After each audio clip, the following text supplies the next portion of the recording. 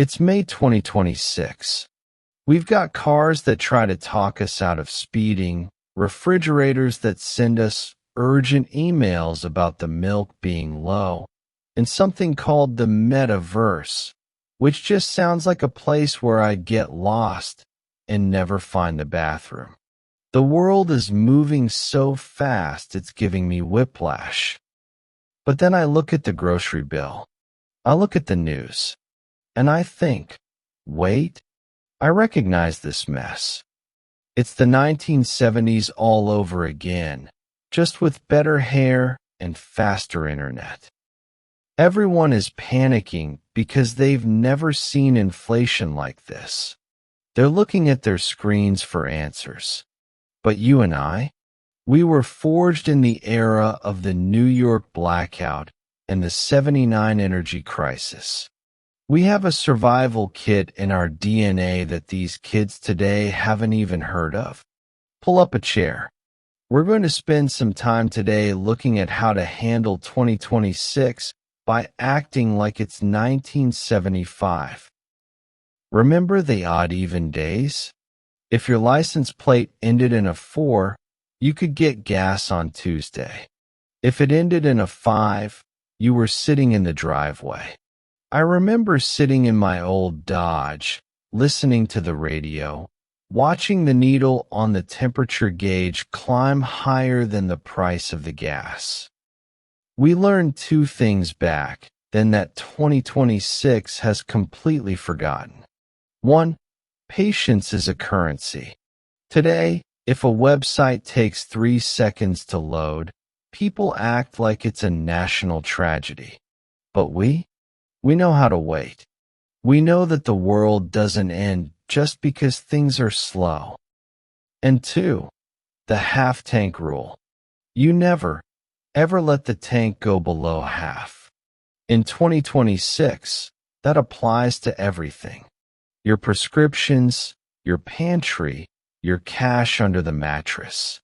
We lived in a world where the system could just blink out for a week.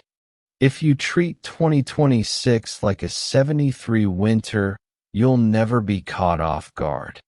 While everyone else is hyperventilating because the grocery app is down, you'll be in the kitchen making a sandwich, totally unbothered.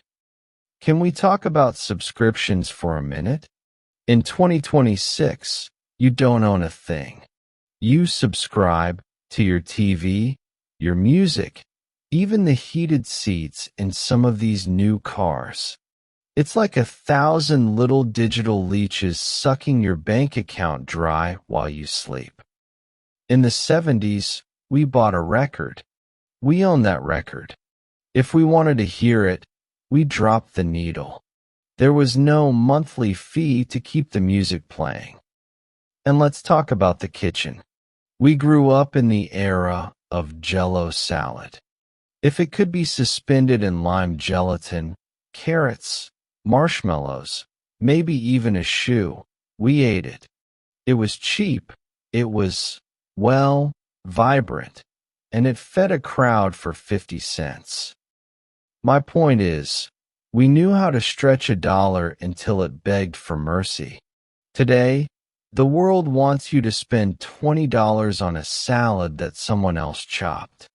Go back to the '70s kitchen.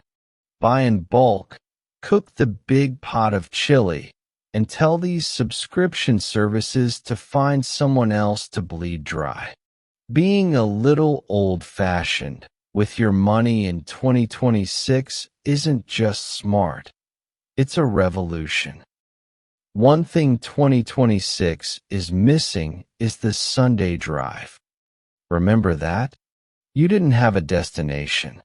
You just put the windows down, and you just drove. If you got lost, you pulled over and looked at a paper map that you could never fold back the right way. That taught us directional intuition. Today, if the GPS fails, people sit in their cars like they're trapped on a desert island. The 1970s taught us how to be comfortable being somewhere. We weren't constantly checking a map for the fastest route. We were enjoying the only route. In 2026, we need to bring that back. Stop rushing.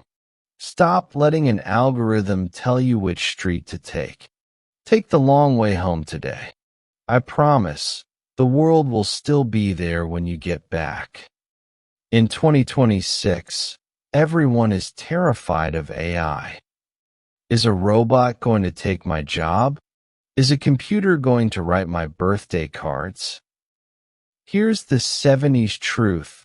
A computer can't hug you. It can't look you in the eye and know you're having a bad day. We come from the analog age. We know how to read a paper map when the GPS goes wonky. We know how to have a conversation without checking a screen every 30 seconds. That's your superpower. In a world that's becoming cold and digital, your human touch is the most valuable thing you have. Visit your neighbor. Write a letter with an actual pen. It'll probably give the mailman a heart attack, but do it anyway. Reclaiming your analog life isn't just nostalgia. It's a protest against a world that's trying to turn us into a bunch of ones and zeros. In the 70s, your security system wasn't a camera with a blue ring on it. It was Mrs. Miller from 3 Doors Down who knew exactly what time you got home and who was in the car with you. We had community. We had people who looked out for each other because we didn't have apps to do it for us. In 2026, we've traded neighbors for followers. But you can't borrow a cup of sugar from a follower.